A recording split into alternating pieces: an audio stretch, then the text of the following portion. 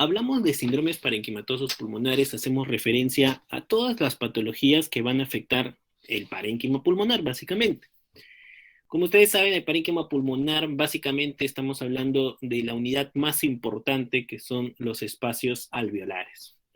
Y como ustedes saben, estos espacios alveolares, en su gran dimensión, están llenos de aire, ¿no?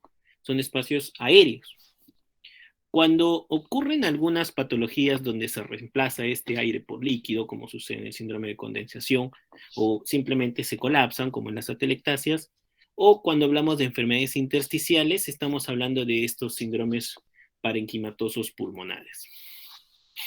Empecemos con el primer apartado, que es el síndrome de condensación. Como ustedes saben, y nuevamente recalco, el parénquima pulmonar tiene una estructura heterogénea, que está constituido básicamente por espacios aéreos y también los tabiques interalveolares. El síndrome de condensación va a ocurrir cuando el parénquima pulmonar cambia su estructura de heterogénea, ya que teníamos aire y sólido, que eran los tabiques interalveolares, y esto se va a convertir en una sustancia homogénea, se podría decir, ya que este espacio aéreo se puede llenar de líquido o de exudado, como sucede en el síndrome de condensación, o el propio colapso del espacio alveolar, como sucede en las atelectasias. ¿Cuáles son las causas de este síndrome de condensación? Básicamente dos enfermedades muy importantes y también muy prevalentes. La principal es la neumonía, que casi siempre suele ser bacteriana, y la otra son las atelectasias. En el caso de la neumonía, lo que ocurre es básicamente una inflamación de los alveolos. Y esto es a consecuencia de un agente bacteriano que suele ingresar hasta el espacio alveolar, instalarse y generar una respuesta inflamatoria dentro de los alveolos pulmonares. ¿Eso qué va a ocasionar? Una migración de leucocitos polimorfonucleares, una liberación de sustancias vasoactivas, liberación de citocinas proinflamatorias como interleucina 1, interleucina 6, TNF, y esto va a ocasionar un incremento en la permeabilidad vascular. Por ende, este incremento en la permeabilidad vascular va a originar una extravasación del contenido vascular y por lo tanto va a acumularse líquido de tipo exudado en estos espacios alveolares. La otra enfermedad que les comentaba, que forma parte del síndrome de condensación, es la atelectasia. Y la atelectasia puede ser ocasionada por una obstrucción de un bronquio.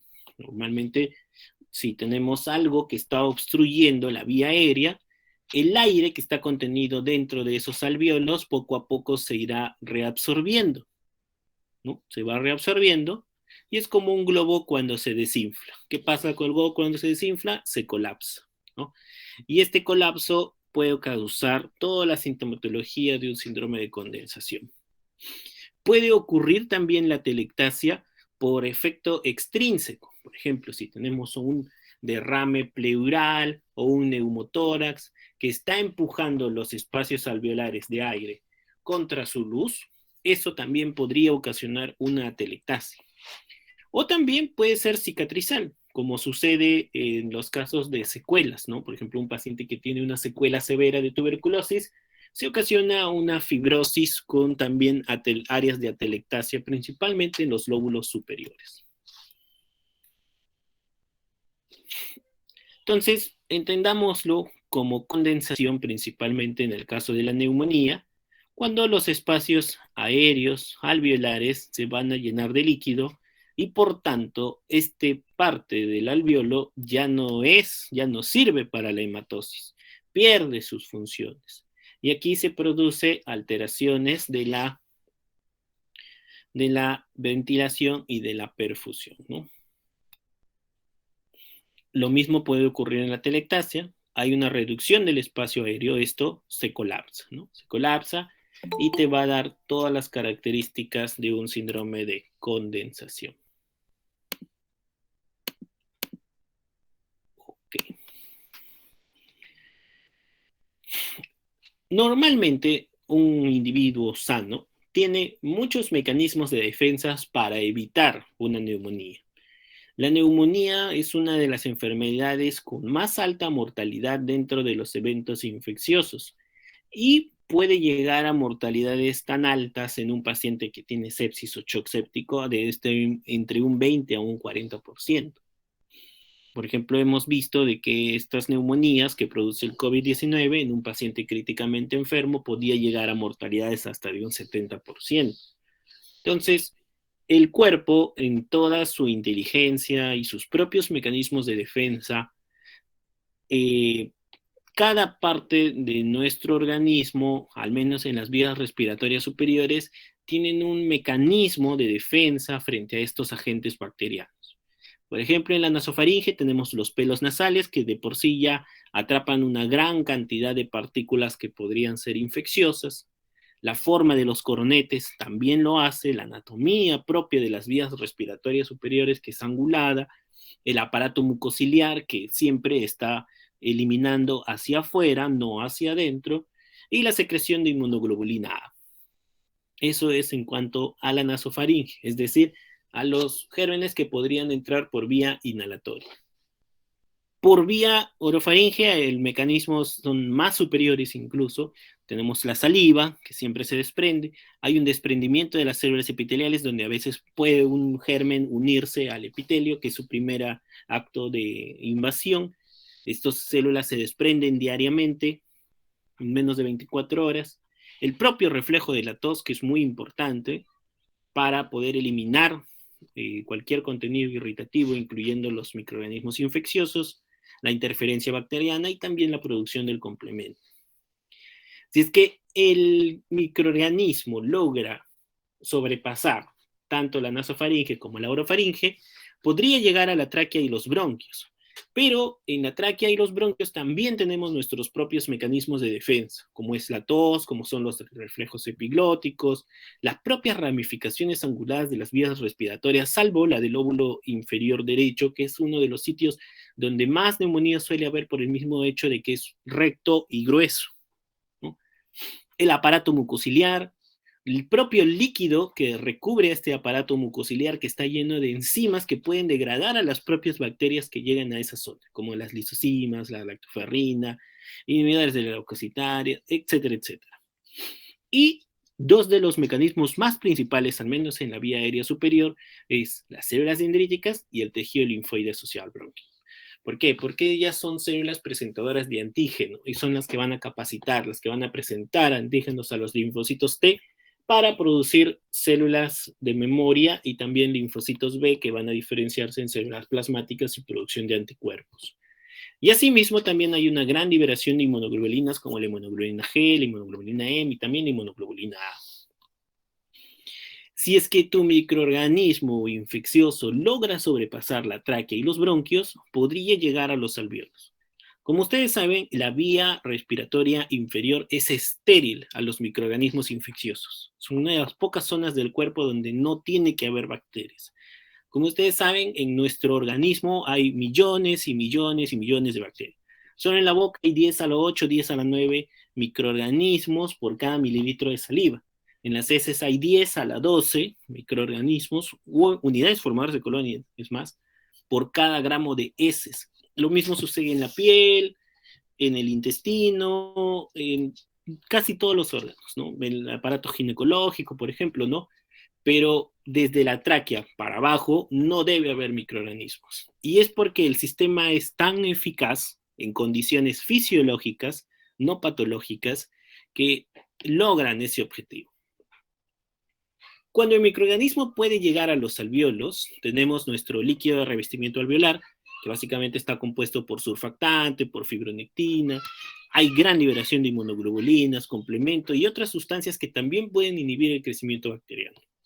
Además, ya en esta zona, los alvéolos y los neumocitos tipo 1 y tipo 2 están intercalados con alvéolos, con macrófagos alveolares y también intersticiales. Por último, si se encadena una respuesta inflamatoria, hay un gran reclutamiento de neutrófilos. Recuerden que los pulmones es un área altamente vascularizada, es un órgano vital, ¿no? Entonces, hay un gran flujo de sangre hacia los pulmones y, por ende, también puede haber un gran reclutamiento de células polimorfonucleares en el caso se amerite, ¿no? También hay células dendríticas y tejido linfoide asociado que van a facilitar la presentación de antígenos y entrenamiento de los linfocitos T para producir linfocitos centrales de memoria y también a las células B para diferenciarse en células plasmáticas.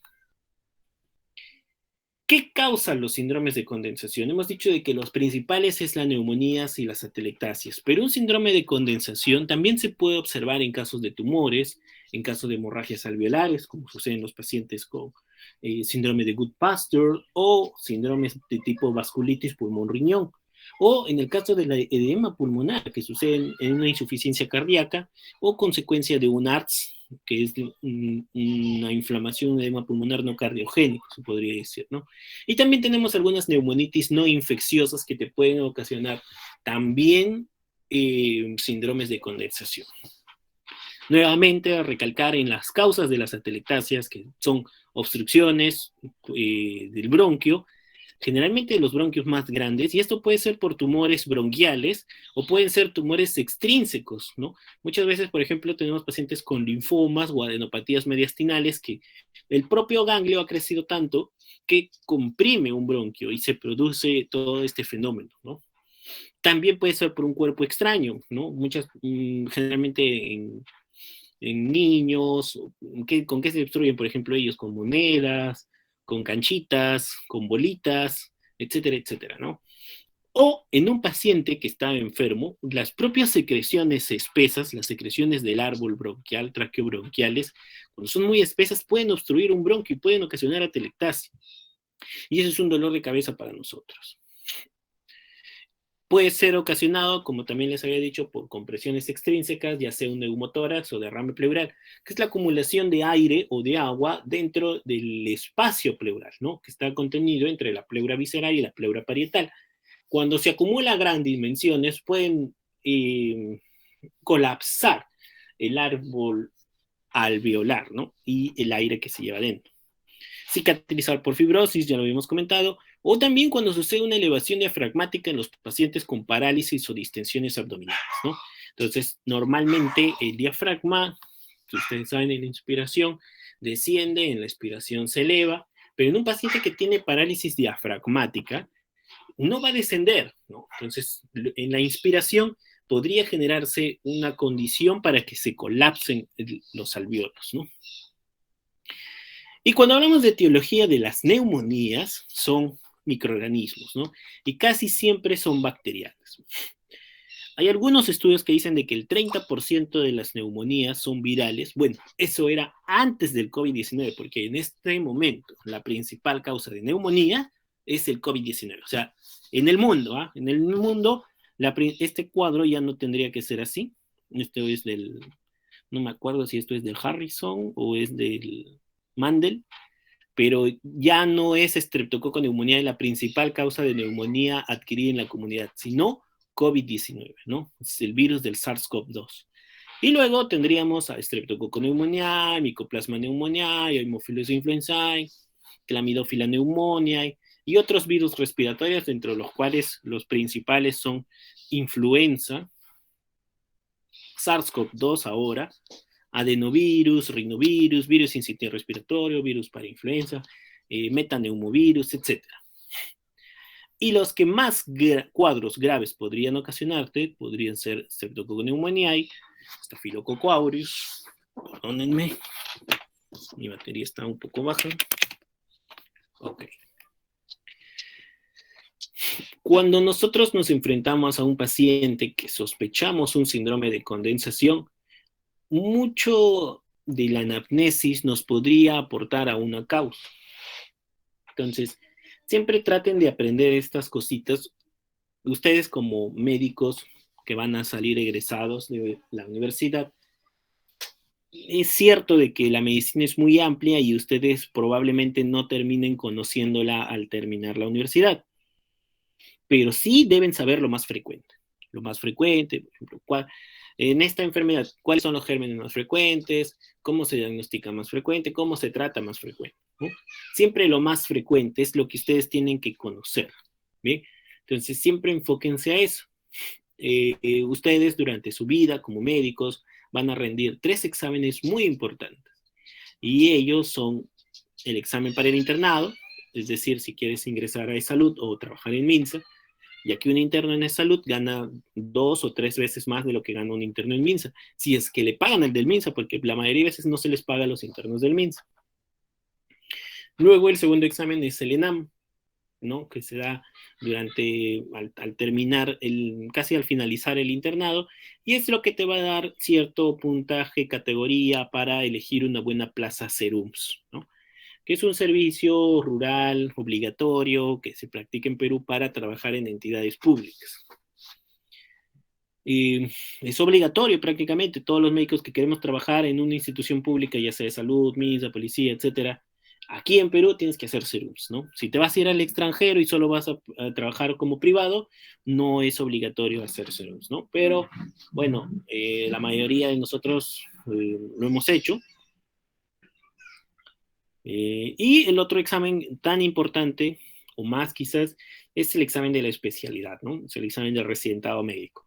Y en este examen ustedes van a competir para elegir una plaza frente a una especialidad, tanto clínicas como quirúrgicas, y todos estos son concursos muy importantes. Entonces, ¿por qué les estoy hablando sobre esto? Porque el 70%, incluso hasta el 80%, son preguntas fáciles a mediana complejidad, ¿ya? O sea, no hay que ser muy inteligente para sacar una buena nota en estos exámenes. Simplemente hay que saber lo básico, ¿ya? Y lo básico es lo más frecuente. Entonces, siempre ustedes traten de acordarse, al menos ahora ya que van adentrándose a toda esta carrera de la medicina, a acordarse lo más frecuente, ¿ya? Acordarse lo más frecuente. Fisiopatología, por ejemplo, estas cosas son cosas importantes, pero a veces es difícil plasmarlo en un examen. Entonces, esto no suele venir tanto como otras cosas, como etiología, por ejemplo, ¿no? Etiología casi siempre viene, ¿no? O algo de epidemiología, etcétera, o manifestaciones clínicas, pero en formas de síndromes, de las formas más frecuentes, ¿no? Entonces, siempre que en una pregunta te van a poner de dónde viene una persona o a qué se dedica su ocupación dentro de un caso clínico, allí está la respuesta, ¿ya? Muy bien, entonces quería adentrarlos a esto porque es algo muy, muy importante y para que lo tengan en cuenta como un entrenamiento, ¿no? Yo antes de trabajar como asistente, llegué a enseñar en algunas academias, ¿no?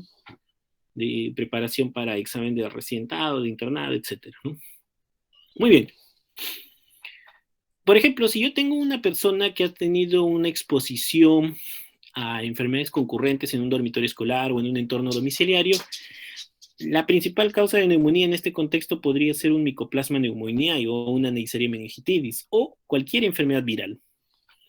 Si yo, por ejemplo, tengo exposición a aerosoles contaminados, ya sea por aires acondicionados o suministros de aguas hospitalarias, este es el principal factor de riesgo para la enfermedad de los legionarios, ¿no? Enfermedades, por ejemplo, si se fueran a una conferencia y en esa conferencia a los 2 días o al primer día nada más, las personas que asistieran a un teatro, todos estaban enfermos, o al menos un 50, un 60%, eso te sugiere fuertemente una enfermedad de legionarios, ¿no? Si yo, por ejemplo, tengo exposición a pelos de cabra, lana virgen, piel de animales, o contacto con ganado que hayan tenido algunas lesiones o enfermedades, eso es un factor de riesgo para la enfermedad de anthrax, o también conocida como carbunco, que es producida por una bacteria que es el Bacillus anthracis. O famosamente la ingestión de leche no pasteurizada o quesos no pasteurizados o cualquier tipo de producto lácteo no pasteurizado. ¿Y eso qué quiere decir? Naturales, pues, ¿no? De la chacra, que van directamente a tu boca. Entonces, esto es un fuerte factor de riesgo para tener enfermedad por brucelosis, ¿no? Que es una enfermedad causada básicamente por Brucelas melitensis y también por Brucelas abortus. Si yo tengo exposición a excremento de murciélagos, ya sea en cuevas o al polvo de suelos enriquecidos con guano, principalmente de palomas o eh, aves salvajes. Esto es un fuerte factor de riesgo para histoplasmosis. Y en el caso de las palomas, también lo es para criptococosis. Ojo con eso.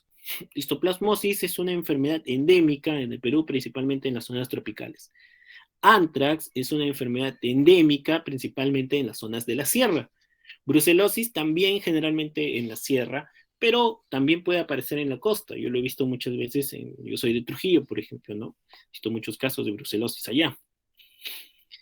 Si es que el paciente te dice que ha tenido exposición a agua contaminada, y esta agua tiene que ser agua estancada, básicamente, ya sean lagunas, lagos, piscinas, donde quizás se hayan contaminado con orina de roedores, eso te sugiere fuertemente leptospirosis, ¿no?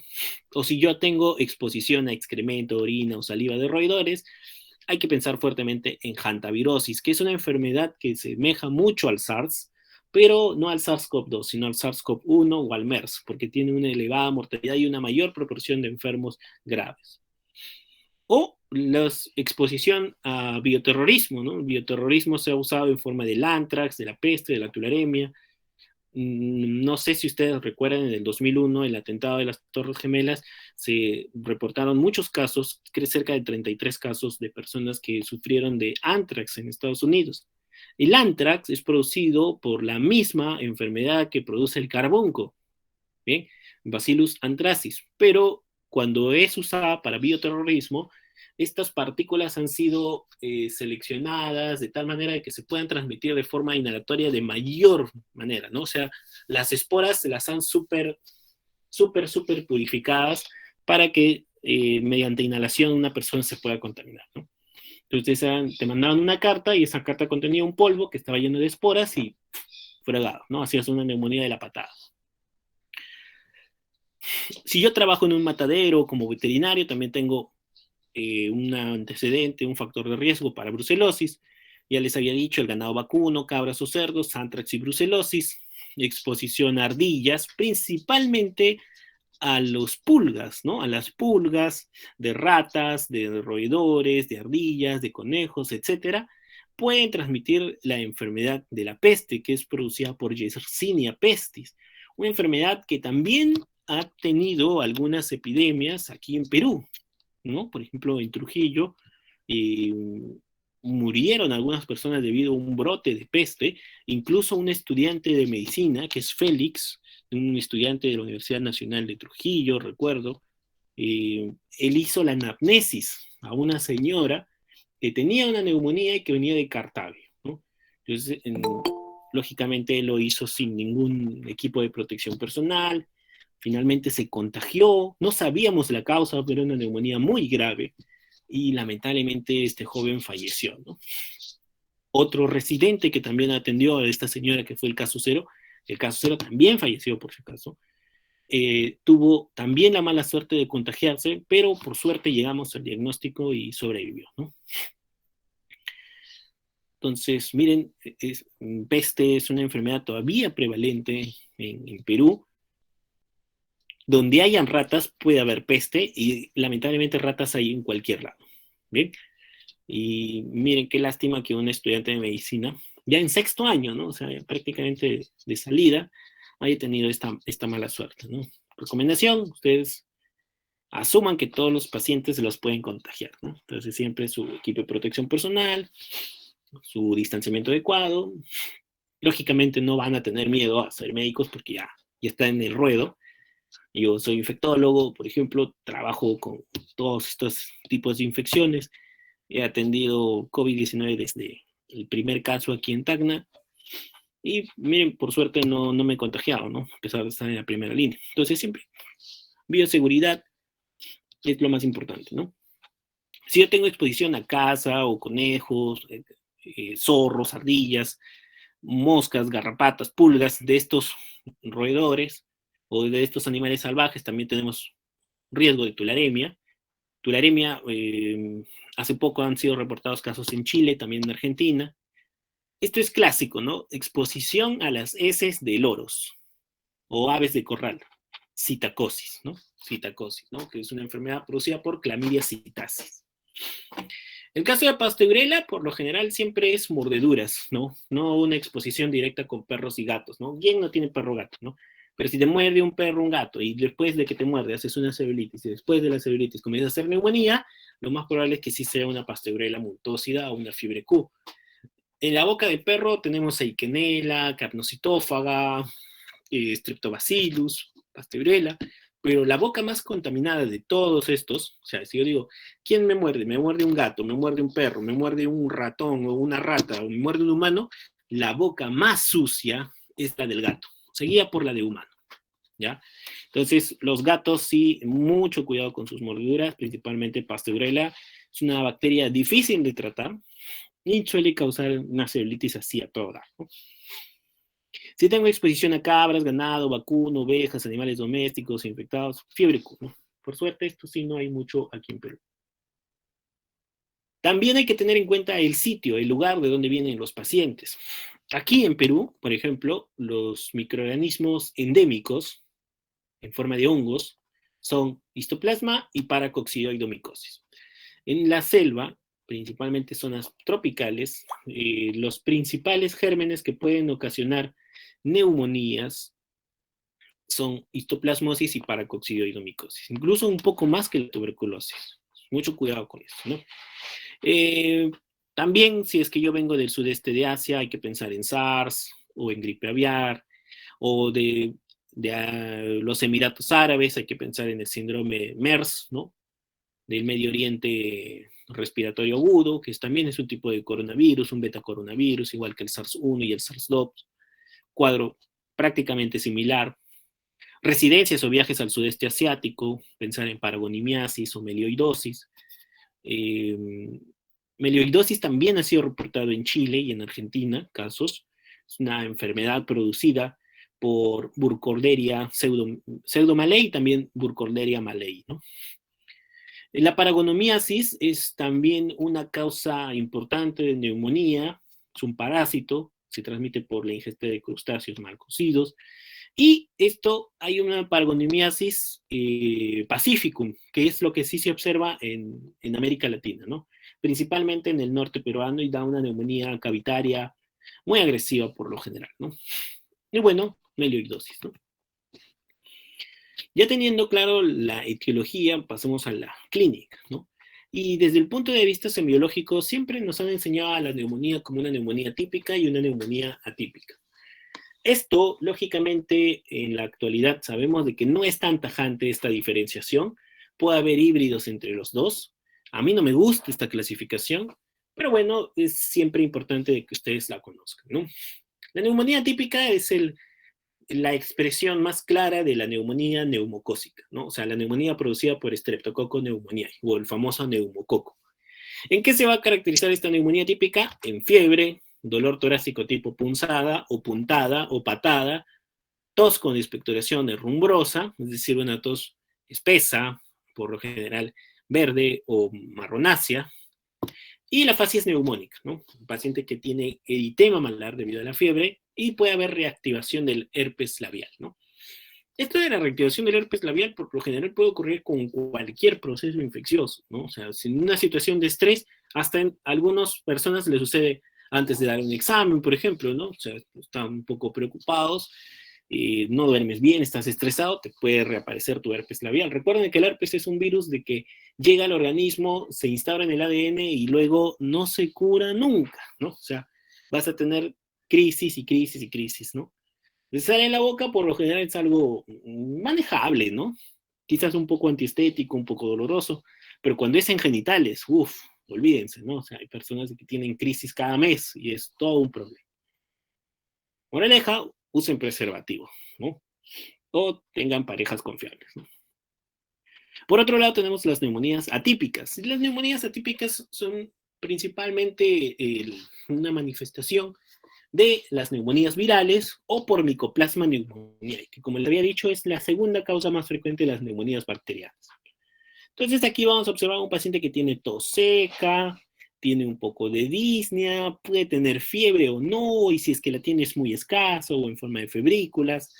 Y hay manifestaciones sistémicas, ¿no? El paciente tiene dolor de cabeza, se siente mal, puede tener diarrea, puede tener vómitos, y hay una gran disociación clínica radiológica, ¿no? Porque aquí, por ejemplo, es evidente de que aquí hay una neumonía, ¿no? Es grande, es aparatoso, ¿no? Pero aquí apenas se nota, ¿no? Un poquito de infiltrados intersticiales por aquí. Aquí sí es un poco más claro, ¿no? Entonces, tú ves a un paciente que se queja mucho, tiene muchas molestias y quizás en la radiología no es tan manifiesto, ¿no? Entonces hay una disociación entre la clínica y la radiología, ¿no? O por el contrario, tú puedes observar una radiología donde es aparatosa y infiltrados en casi todos los pulmones, como sucede en el COVID-19, ¿no? Hay pacientes que han llegado saturando 92% y tienen el 80% de los pulmones tomados. O por el contrario, ¿no? A pacientes que venían saturando 70 y tú veías un compromiso tomográfico de un 30%, ¿no? Entonces, esa disociación clínica radiológica es lo que caracteriza las neumonías atípicas. Dentro del punto de vista semiológico, lo que nosotros vamos a observar en un paciente con síndrome de condensación es a la inspección una disminución de la expansión torácica, pero esto solo va a ser perceptible en un paciente que tiene una neumonía muy, pero muy severa, ¿no? En el caso de la palpación, puede haber un aumento de las vibraciones bucales. Creo que había un alumno que quería entrar. Creo que ya se fue. Pucha. Le piden disculpas, por favor.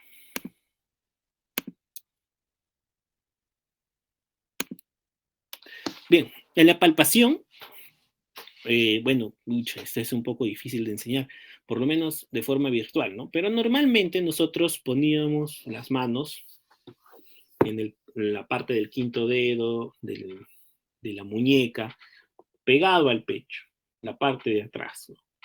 Línea media clavicular posterior, y le pedíamos al paciente que diga 33, ¿no? ¿Por qué 33? Porque hay muchas eres, ¿no? Y entonces en las eres, por lo general, hay más vibraciones, ¿no? Hay vibraciones de la boca y también en el árbol bronquial, ¿no? Entonces, cuando tú perceptías un aumento de estas vibraciones en uno de los lados de los pulmones, te está diciendo, aquí tal vez hay condensación, ¿no? Entonces, recuerden de que las vibraciones son mejores, las vibraciones y el sonido son mejores transmitidas en los medios sólidos que en los líquidos, ¿ya? Sólido transmite mejor los sonidos, ¿no? Es como, por ejemplo, cuando ustedes están bajo el agua, se meten a una piscina y le gritan a su amigo, no se escucha muy fuerte, ¿no? Tú le puedes decir, Ignacio, o no sé, Mari, ¿no? Debajo del agua y no lo van a escuchar. Del otro lado no te va a escuchar bien, ¿no? Entonces, el agua, recuerden, el agua no es un buen transmitor del sonido y tampoco de las vibraciones, pero el sólido sí. Recuerden, el síndrome de condensación, a pesar de que ha sido llenado por una sustancia líquida, como es este líquido o exudado, se comporta como algo sólido, porque esto se va a hepatiminizar, ¿no? Esa es la definición de la neumonía, la hepatiminización. O sea, ¿qué va a aparecer en el pulmón? Se va a comportar como un hígado, como si el alveolo se convirtiera en un hígado, algo así, entiéndanlo, ¿no? Y por eso cuando vemos una tomografía lo vamos a ver blanco, ¿no? Con la misma densidad que el hígado, ¿no? O sea, algo así de manera práctica, ¿no? En la percusión lo que vamos a observar es matidez, ¿no? O sea, el pulmón ya no es resonante, ¿no? Sino que es mate, ¿no? Tú lo percutes y va a tener casi el mismo sonido que cuando te percutes el hígado, ¿no? Ustedes percuten el hígado, ese es el mejor ejemplo de la matidez, ¿no? Eso puedes escuchar en un paciente que tiene síndrome de condensación. En cuanto a la auscultación, es quizás la parte más valiosa dentro del examen físico en el síndrome de condensación. ¿Por qué? Porque si tú reemplazas el espacio aéreo por sólido, lo que vamos a observar principalmente es una disminución o una abolición del murmullo vesicular. O sea, el aire no va a pasar en esa zona.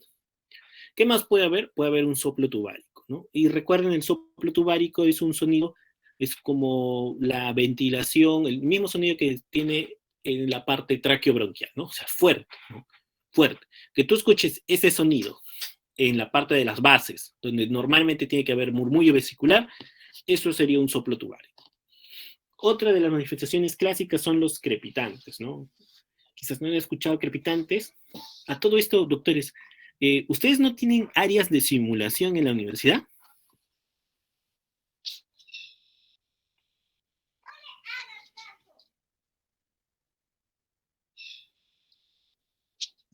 No No, sabría. doctor. O sea, no hay maquetas, no tenían nada de esto antes de la pandemia, ¿no? Es que cuando estábamos, antes de la pandemia, todavía estamos en básicas, entonces no sabríamos, doctor. Qué lástima. Voy a hacer la consulta con el doctor Aldo, ¿no? porque creo que hay alguien ahí que quiere entrar. Ya está. Me instalé esto para ya no estar dándoles clic cada rato a alguien que quiere entrar, pero para que pueda entrar tengo que tener la ventana abierta, ¿no? Entonces, cuando estoy con la presentación, sí no pueden entrar. Entonces, tengo que minimizar la pantalla para que ellos puedan ingresar. Entonces, ese es el problema, ¿no? Entonces, bueno, sería bueno. Creo que hay algunas aplicaciones de examen físico, ¿no? ¿Alguno ha visto alguna de ellas?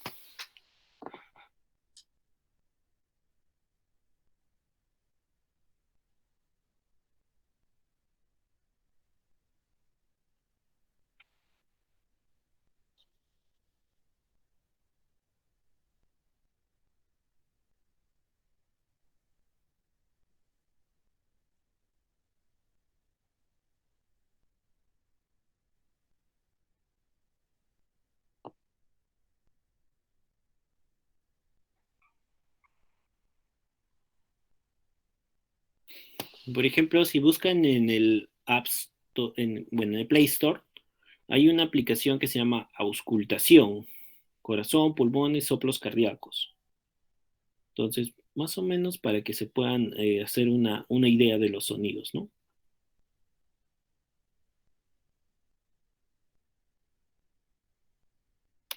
Por ejemplo, el sonido de los crepitantes es bastante característico. Yo creo que eso sí nadie se va a confundir. Es un sonido como cuando hacemos un roce de los cabellos, ¿no? Pero lo escuchamos durante la inspiración, ¿no?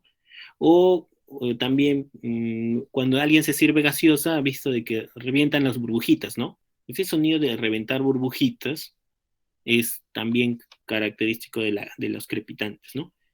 Hay toda variedad de crepitantes, hay algunos que son un poco más difíciles de escuchar que otros. Siempre es bueno de que ustedes tengan un buen estetoscopio, en eso sí les sugiero que inviertan. Puede ser un Riester o puede ser un Littmann, ¿no? Littmann es quizás la mejor marca, pero es un poco más caro, ¿no? El Riester también es muy bueno, pero las orejuelas son un poco incómodas. Pero si no te preocupa eso, también se puede escuchar muy bien, ¿no?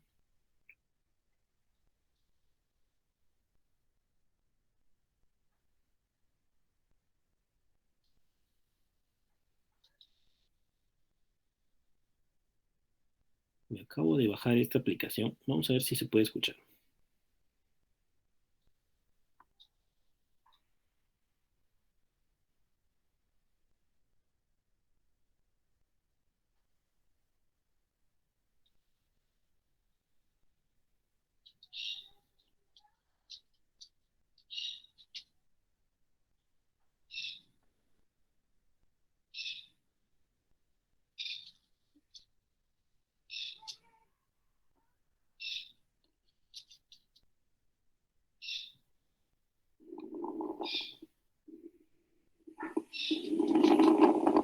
Acá hay crepitantes.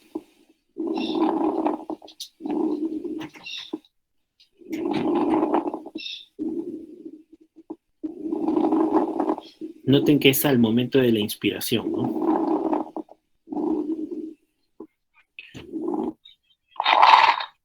Bueno, esta es una crepitación gruesa, ¿no? No, eso ya es casi un subcrepitante, ¿no? Estas son las crepitaciones finas. No sé si se escucha bien. Les recomiendo que se lo bajen. La aplicación se llama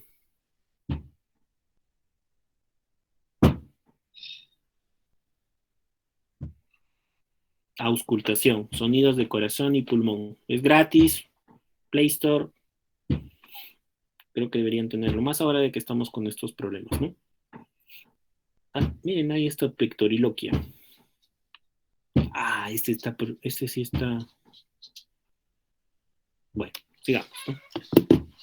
Broncofónica, o también conocida como pectoriloquia, es cuando nosotros podemos escuchar la voz articulada de una manera correcta, ¿no? Normalmente cuando tú escuchas pulmones y una persona habla, se escucha apagado, se escucha un poco bajo, no se suele entender muy bien lo que habla, ¿no? Por eso, generalmente, cuando nosotros auscultamos a un paciente y el paciente te está hablando, tú no lo vas a entender mucho, ¿no?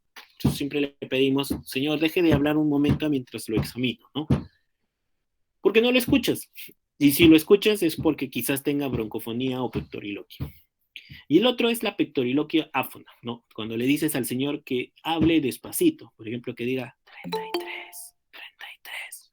Y si tú escuchas claramente que está diciendo este susurro en esta zona donde está el síndrome de condensación, eso se considera una pectoriloquia áfona. Acá un breve resumen para que ustedes puedan repasar. Estas diapositivas las voy a colgar en el aula virtual. Y siempre recuerden esto, ¿no? Un paciente que tiene disnea y fiebre, ya me pongo atento pensando en que podría tratarse de una neumonía, ¿no? Y si además tiene disminución del murmullo vesicular, aumento de las vibraciones bucales y matidez en la zona afectada, ya prácticamente estamos frente a un síndrome de condensación, ¿no? Prácticamente. Y si además de esto hay soplo tubárico, hay broncofonía, hay pectoriloquia áfona, o en algunos casos puede haber egofonía. Egofonía es cuando tú escuchas la E de una manera más acentuada. Es como una voz que te esté hablando, una voz gangosa, ¿no? Por ejemplo, le dicen voz caprina, porque es me, algo así, ¿no? Señores, no, no. O sea, la S suena muy acentuada, ¿no? Y crepitantes en la zona afectada, estás frente a un síndrome de condensación, ¿no?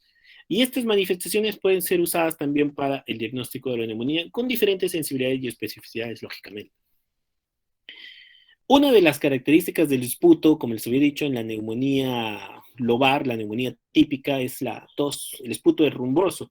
Pero también hay un esputo muy característico que es el esputo en jalea de Grosella, ¿no? Que es estas características, ¿no? Y que frecuentemente está asociado con Klebsiella pneumoniae.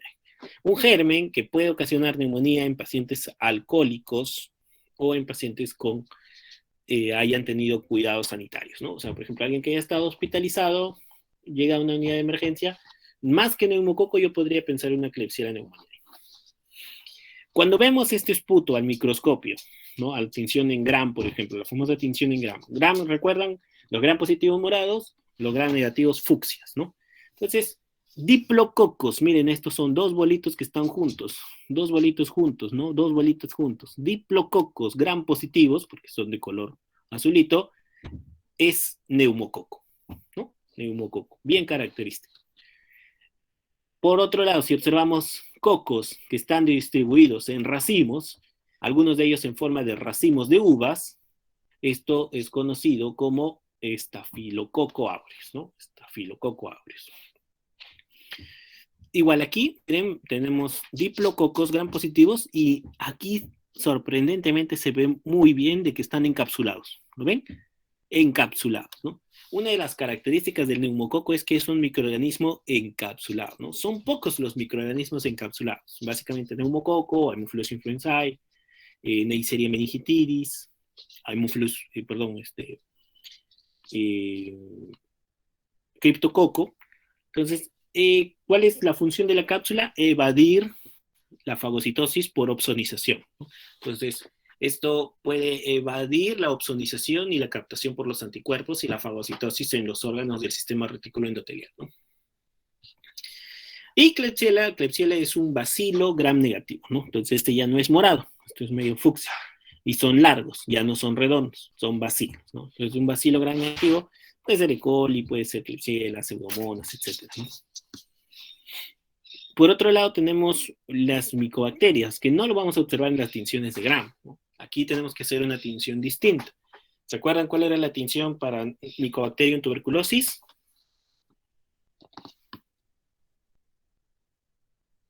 La tinción de Ciel-Nielsen, ¿no? La tinción de Ciel-Nielsen, que va a detectar bacilos ácido alcohol resistentes, ¿no?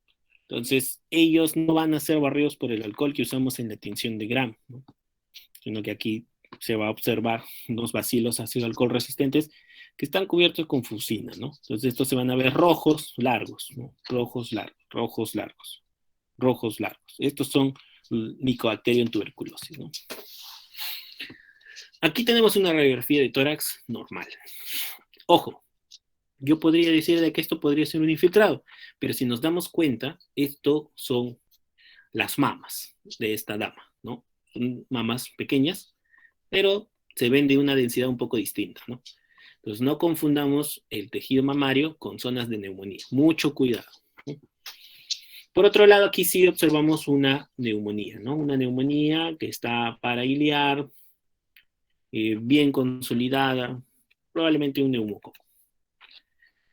Aquí también, miren, esta neumonía está respetando la cisura del lóbulo superior derecho, ¿no? Entonces, miren, pegadito.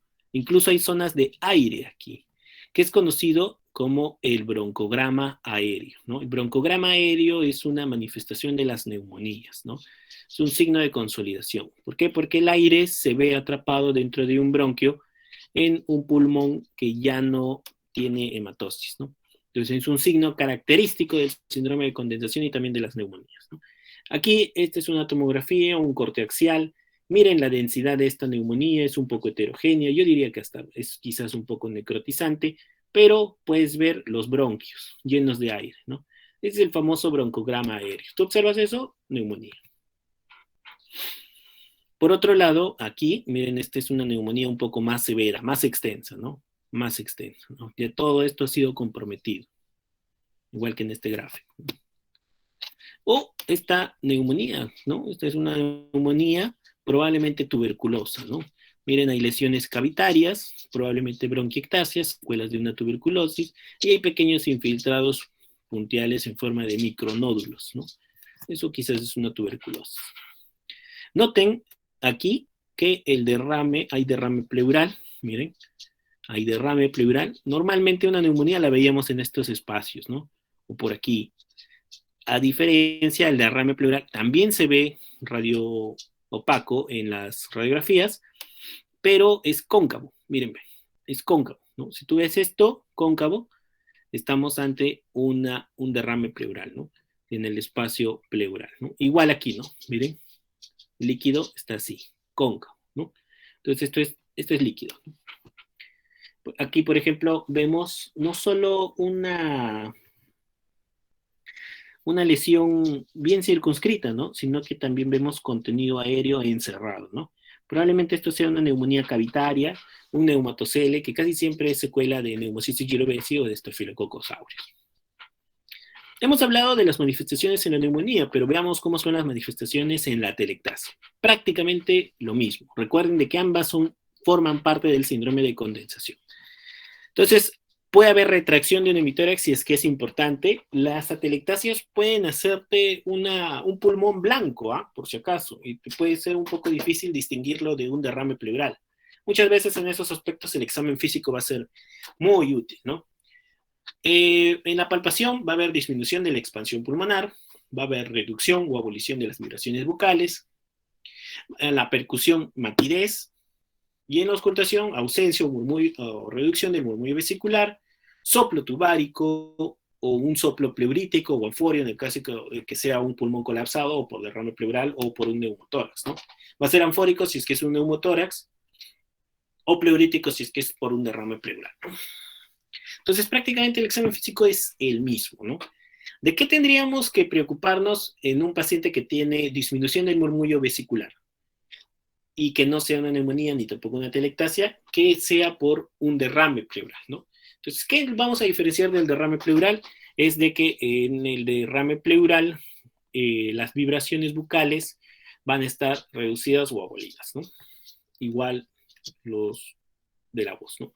Entonces, las atelectasias te van a dar un infiltrado triangular y por lo general hay elevación de las cisuras, ¿no? Y están pegadas hacia el ilio. Miren, ve, esta es la cisura del lóbulo superior derecho, lo que normalmente debería ser así, aquí se ve circunscrita hacia arriba. ¿Por qué? Porque se ha colapsado y lo está jalando, ¿no? Retrae otras estructuras. Igual aquí, miren, ve, esta es la luz de la tráquea y está retraída. Miren, está retraída, ¿no? Esto debería ser así. Aquí lo estamos observando ahí. Miren, este es una telectasia masiva. Yo me podría confundir con un derrame pleural, ¿no? Yo me podría confundir con un derrame pleural, ¿no?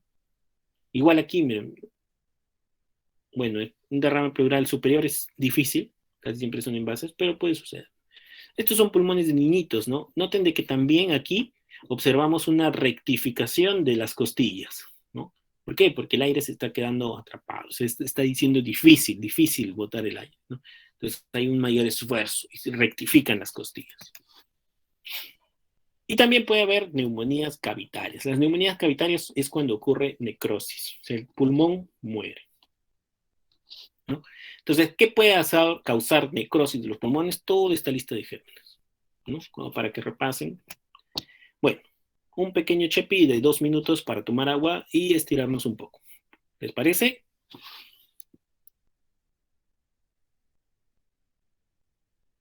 Sí,